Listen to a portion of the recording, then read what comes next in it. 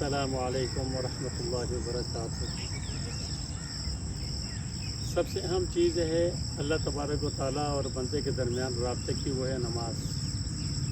नमाज के बारे में बड़ी गफलतें बरती जाती है और नमाज लोग आजकल तो ऐसे पढ़ते हैं कि उनको ये भी पता नहीं होता कि किसके सामने खड़े हैं और क्या कह रहे हैं और कौन हमसे बात कर रहा है, हम क्या कह रहे हैं, हमें क्या जवाब मिल रहा है। तो जवाब मिलना और बात करना तो दूर की बात है, ख़ुद को पता भी नहीं होता कि मैं कर क्या रहा हूँ, किसके सामने खड़ा हूँ।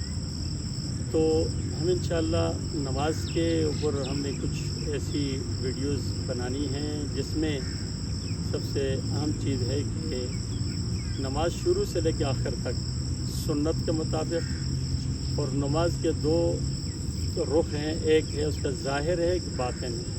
तो अब ज़ाहिरी रुख को भी देखेंगे कि ठीक हो, इसको कहते हैं सुन्नत के मुताबिक, और दूसरा ये है कि बातिन के रूहानी जो फैज़ और रूहानी एक कनेक्शन जो जुड़ता है बंदे और अल्लाह के दरमियान, तो वो भी जुड़ जाए। इन दोनों पहलू के ऊपर इंशाअल्लाह हमने आपके सामने नाज़रीन के समात इंशाअल्लाह करनी है और आप देखेंगे और सुनेंगे और इससे अपनी नमाज़ों को दुरुस्त कर लेंगे।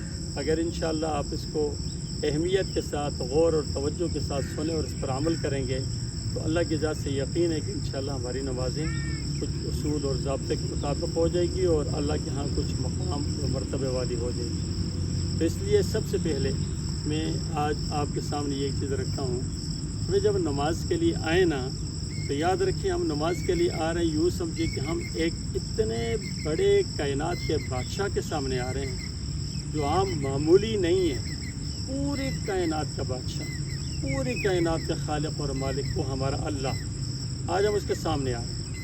आप देखते हैं कि जब आप किसी भी प्रोग्राम, किसी फंक्शन के लिए जाते हैं तो क्या करते हैं, आप नमाज से फ़ारुग़ होने के बाद जब अपने किसी प्रोग्राम के लिए जाते हैं तो घर जाते हैं, अच्छे कपड़े पहनते हैं, बूट सूट अच्छे करके, उसके बाद खुशबू लगा कर अच्छी परफ्यूम लगाते हैं, इसलिए कि आपको लोगों का फेस करना पड़ता है, उनके सामने जा रहे हैं। और उसमें क्या कैफियत, क्या पोजीशन होती है, अल्लाहु अकबर कबीर। और जिस वक्त हम अपने घर से नमाज के लिए जा रहे होते हैं तो आका सल्लल्लाहु अलैहि वसल्लम का इरशाद है कि जब घर से नमाज के लिए आओ, अल्लाह पाक के पास आओ, तो समझो कि कायनात के बादशाह के पास आओ, वही उसी के पास जो हमारा खालिक है, मालिक है, राज़िक़ है। जो कुछ हमारे पास इस वक्त दिखाई दे रहा है ना, वो उसी का है, किसी और का नहीं है, उस पर कुदरत रखता है वो। तो हम इस नियामतों का एहसास करें और अल्लाह के सामने खड़े होने के इस्तेहज़ार करें कि यार उसकी मुलाकात के लिए जा रहे हैं। जब उसकी मुलाकात के लिए जा रहे हैं, कपड़े भी अच्छे होने चाहिए, साफ़ सुथरे होने चाहिए। जो आप समझो कि ईद के लिए जिस तरह पहन के जाते हैं ना, जुमे के लिए पहन के जाते हैं ना, अच्छे कपड़े होने चाहिए या अपने प्रोग्रामों में जिसमें खूबसूरत इंसान दिखाई दे। लेकिन खूबसूरत हम उस लिबास में जो अल्लाह के सामने जाएं तो देखें जो अल्लाह को पसंद लिबास है वो पहन के जाएं।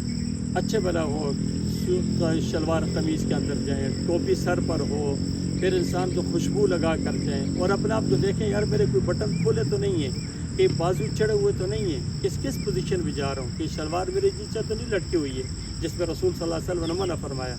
ये सारी पोजीशन दुरुस्त करके खुशबूदार होकर चलें और फिर कहें कि हाँ हमें अपने अल्लाह से मुलाकात के लिए जा रहे हैं, अल्लाह पाक के घर के लिए। बड़ा अल्लाह जिसने अपने घर बुलाया मुझे, और इस खूबसूरत चीज़ है कि अल्लाह अपने घर में किसी को बुलाए तो वैसे ही बुला लेता है। अल्लाह उसको बुलाता है ना हय्या अला सलाह और हय्या अला फलाह के लिए, तो कामयाबी करने, कामयाबी देने के लिए बुला रहा है कि मैं तुझे कामयाब करूँगा।